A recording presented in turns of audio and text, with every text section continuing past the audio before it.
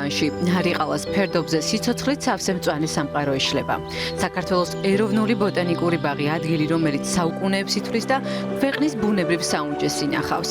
მე-17 საუკუნიდან დღემდე ბაღი ჩვენი ქვეყნის კულტურულ მემკვიდრეობასთან, მცენარეულ მრავალფეროვნებასა და მის კვლევასთან ასოცირდება.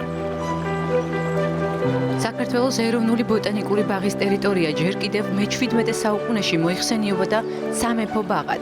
ამ პერიოდში ბაღი განლაგებული იყო სოლოლაკის ქედის სამხრეთით, მდინარე წავკის ისყრის ხეობაში, ლეხვთახევში და ძირითადად სამკურნალო მცენარეების, ბოსტნეულის და ხეხილის გაშენებას ემსახურებოდა.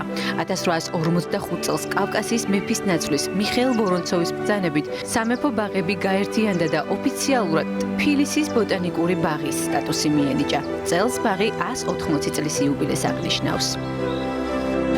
მთელი ამ ისტორიის განმავლობაში ბაღს ჰქონდა აღმავლობის და სამწუხაროდ ძალიან მძიმე პერიოდებიც კი. მე-19 საუკუნის ბოლოს ერთი პერიოდი ბაღს ესეც ეძახდნენ როგორც გულბიშნი, ანუ სასეირნო. და აქ იყო მწვადების შეწვა, მხოლოდ სეირნობა. ბაღის ძალიან რთული პერიოდი იყო, რა თქმა უნდა, აღამახმახტხანის შემოსევა, როდესაც მან გადაწვა თბილისი და მათ შორის სამეფო ბაღებიც გადაიწვა.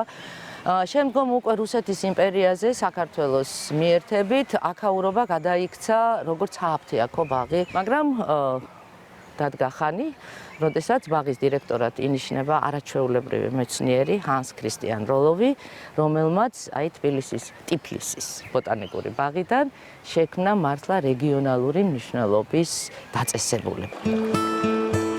ბაღის ტერიტორიაზე მრავალი ისტორიული ძეგლი და არქიტექტურული ნაგებობაა თავმოყრილი, რომელიც სხვადასხვა ეპოქის კულტურული და ისტორიული ღირებულებების მატარებელია. მათ შორის თეთრი ხიდი, თამარის ხიდი, ნარიყალას ციხე-სიმაგრე. ბაღის ტერიტორიაზე მდებარეობს აზერბაიჯანელი მწერლებისა და საზოგადო მოღვაწეების საფლავები, რომელთაც მნიშვნელოვანი როლი შეასრულეს როგორც აზერბაიჯანის, ისე საქართველოს საზოგადოებრივ და კულტურულ ცხოვრებაში. ყველაფერი კი მხოლოდ 3 ჰექტარი ფართობიდან დაიწყო და დღეს ჯამში ბაღი 120 ჰექტარს აერთიანებს, რომელიც ნარგავებს, გზებს, შენობებს და ბუნებრივ მცენარეულობას მოიცავს. ამ ეტაპზე ბოტანიკური ბაღის მცენარეების კოლექცია 3500-ზე მეტ სახეობას, სახესხვაობასა და კულტივარს ითვლის.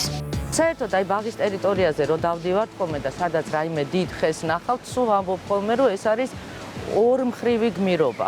ერთი ამ მცენარის, რომ ჩვენ მწირ კლდიან ნიადაგებზე გაიზარდა და მეორე იმ ადამიანების, ვინც ამ ხეს უვლიან. ეს არ არის მხოლოდ ფიზიკური შრომა, ეს არის მათი მთელი სული და გული ჩადებული ბაღის მოვლაში. ეს არის ადგილი, სადაც ბუნება საკუთარ ისტორიას ყვება. აქ 6 სამეცნიერო კვლევითი განყოფილება მოქმედებს, რომელთაგან ერთ-ერთი მცენარეთა კონსერვაციის განყოფილება, ბაღის უძველესი, კავკასიის ცოცხალი ფლორის განყოფილების მემკვიდრეა. სწორედ აქ ფუნქციონირებს თესლის ბანკი, რომელიც საქართველოს ველური ფლორის იშვიათ და ენდემურ სახეობებს იცავს და ინახავს. აქ დროსთან ერთად მხოლოდ მცენარეების რაოდენობა იცვლება, უფრო და უფრო იზრდება იმ იშვიათი მცენარეების რიცხვი, რომლებიც დღეს საკოლექციო ნაკვეთების საგანძურს წარმოადგენს. ამ ადგილის მთავარი ფიგურები კი არიან ადამიანები, რომლებსაც ასეთი საგანძურის შექმნასა და მოფრთხილებაში დიდი წვლილი შეაქვთ.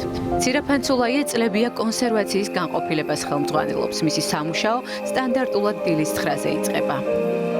როცა შემოვდივარ განყოფილების ტერიტორიაზე, პირველად თვალები მიდის მაშინ ეგრე იყოს და ათვალიერებს თუ რა მდგომარეობაში არის მცენარეები. ჩვენ გვაქვს სლოგანი, რომელიც მე შევიმუშავე.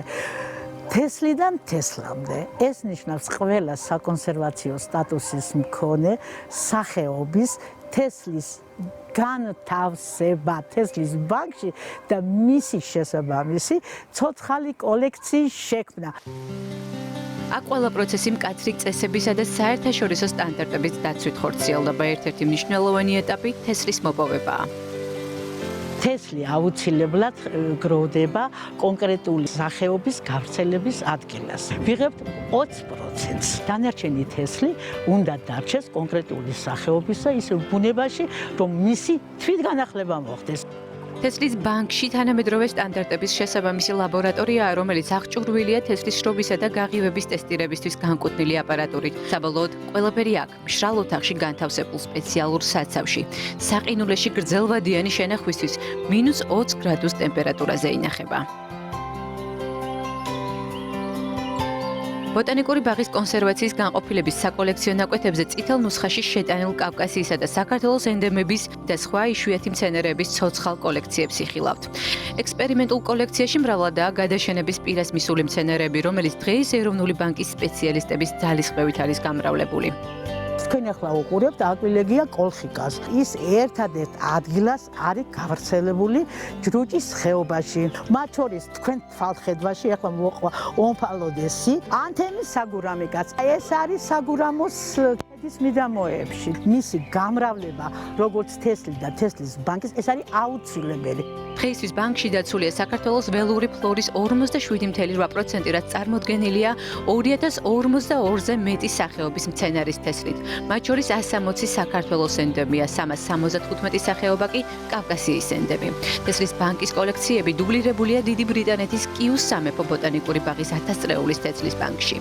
ბანკის მთავარი მიზანი ფართო დიაპაზონს მოიცავს. მცენარეთა მრავალფეროვნების დაცვა ადგილობრივი, რეგიონული და გლობალური მასშტაბით, ფასეული მცენარეული გენეტიკური რესურსების შეგროვება და მათი შენარჩუნება მომავალი თაობებისთვის.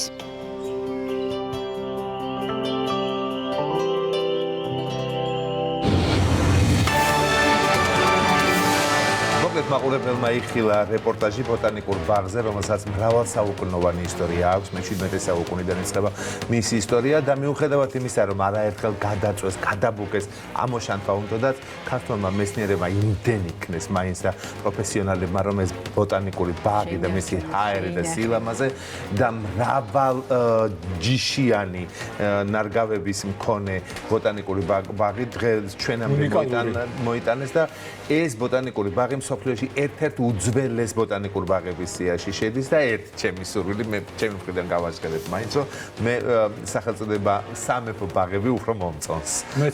მეტი ისტორია იკითხება სათაურში და განეკნებოდა სამეფო ბაღები. სამეფო ბაღები. როგორც ერქვა თავის დროს. ნახოთ შენს ინიციატივას თუ გაიზიარებენ.